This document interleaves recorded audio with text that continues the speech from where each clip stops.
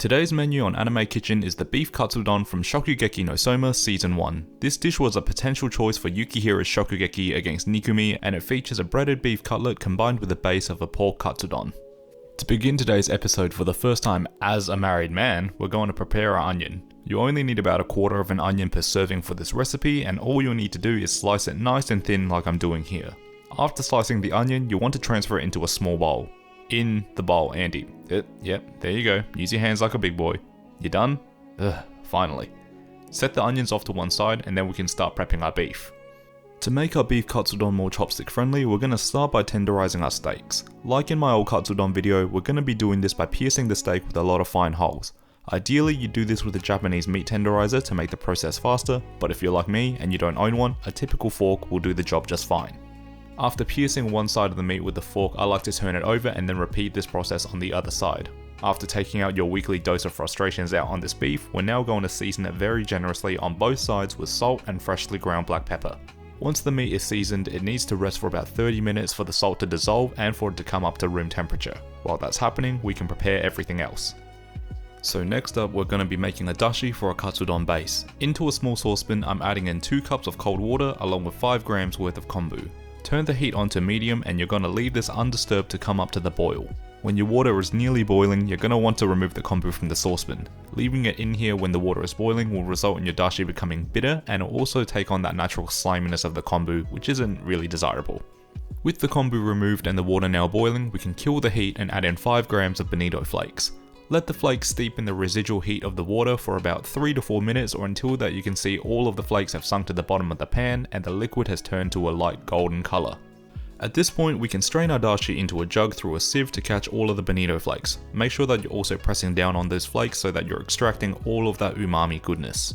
Fuyo, so umami, so nice. From here, we're now turning this dashi stock into our Katsudon sauce. Firstly, we're adding in 1 tablespoon or 20 grams of white sugar and stirring that in until the sugar has fully dissolved.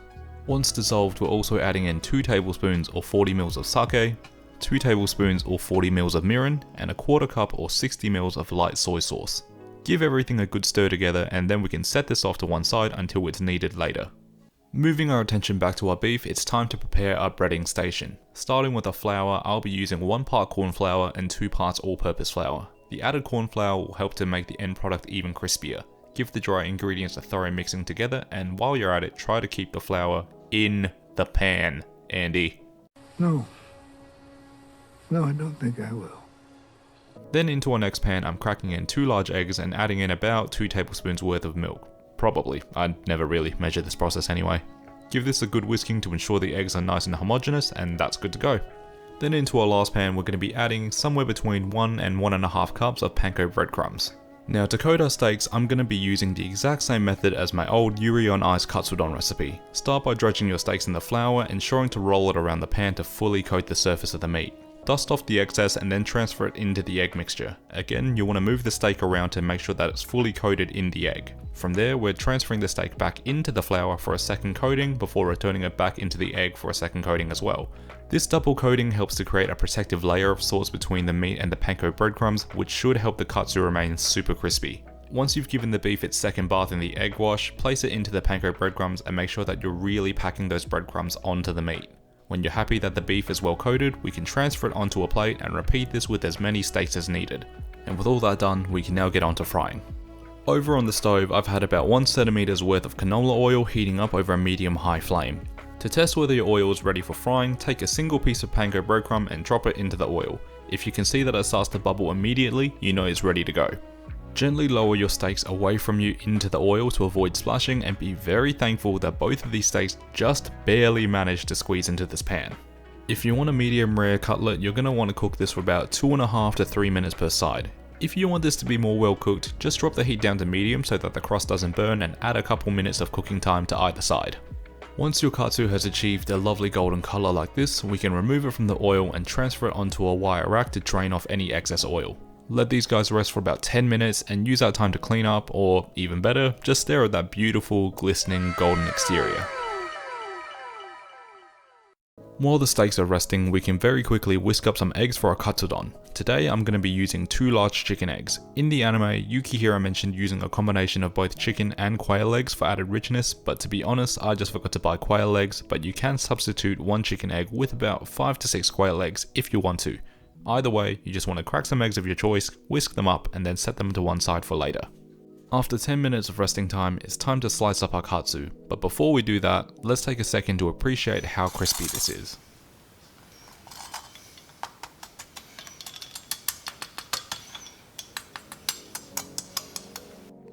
Now to cut this, you want to grab your sharpest knife and then using a gentle sawing motion, rock your knife against the cutlet until it just pierces the top layer. When that happens, you want to slice through the rest of the cutlet quickly and confidently. Repeat this cutting motion until your entire cutlet is sliced. Now I'm going to be honest with you guys here, I messed up cooking these cutlets during filming and I thought that they would need more time in the oil, so these steaks had about 8 to 9 minutes worth of total frying time. This resulted in the steaks reaching about a medium well temperature, which is way overdone for my personal tastes. I've done some further testing off screen and the cooking times I've given in this video and written recipe in the description have been adjusted for a medium rare cook. At least I can make these mistakes so that you don't have to. I will say though, because of the tenderizing method and the salt curing, the meat itself was still very tender and delicious, it just didn't have that visual appeal of a medium rare. With that being said, let's get on to assembling this bad boy. To start making our katsudon, we're going to add roughly half of our sliced onions into a medium frying pan. Depending on your preference, you can adjust the amount of onions. Then we're pouring in about 1 cup's worth of the katsudon sauce. Turn the heat onto medium and bring this mixture up to a simmer. Once the mixture is at a strong simmer, we're going to cover the pan with the lid and allow the onions to cook for about 2 to 3 minutes or until they're partially softened. After 2 to 3 minutes, we're removing the lid to be hit in the face with one of the best smells in the world. To this delicious mixture, we're now pouring over our 2 beaten eggs and dropping the heat down to medium. Let the eggs sit for about 30 seconds until they're just beginning to set, and then we're placing our beef katsu on top. Cover this with a lid and allow this to steam for 2 to 3 minutes or until the eggs have just set. Now once the eggs are set, we're turning off the heat and sliding the whole contents of the pan into a bowl of hot white rice. Panic for a second when you realize that this is a lot of filling for the bowl, and then breathe a sigh of relief when you realize everything just manages to fit. Now I could have removed a couple slices of the katsu for the video and for the photos, but that would involve me having less food in my bowl, so of course I didn't do that. Garnish this with some incredibly unnecessary parsley, and here you have Yukihira Soma's Beef Cutlet Don from Shokugeki No Soma. Now let's be honest here, we're not going to eat this parsley, so I'm going to banish this to the off-screen world where it belongs. That's much better. Now let's dig in, shall we? I'm sure you've already figured out that this meal is a whole lot of carbs, eggs, sauce and onions, so of course it's going to taste delicious. The Katsudon sauce provides plenty of umami flavour to this meal, and the additions of soy sauce and mirin give it a very well balanced sweet and savoury profile.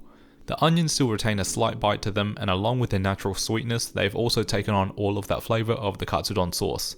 The eggs are fluffy, velvety and just cooked through, and texturally sit somewhere between a scrambled egg and a poached egg. Last but not least, the beef cutlet. Like I said earlier in the video, I overcooked the beef, which is unfortunate. However, due to its preparation, it was still incredibly tender and easy to eat, even with chopsticks. There is still a very slight bite from the cutlet, but the crust has more importantly become another vessel to soak up all of that delicious sauce. Katsudon is an absolute favourite of mine. It's hearty, warming and filling, making it a perfect meal to sit down to as we start heading into winter in Australia. As always my friends, thanks so much for watching today's episode. If you enjoyed it, let me know by dropping a like down below, and let me know in the comments what food from anime and other media you'd like to see me make in the future. Subscribe to the channel for more nerdy content, and until then, pull up a chair, unfurl that napkin, and I'll see you in the anime kitchen. Cheers.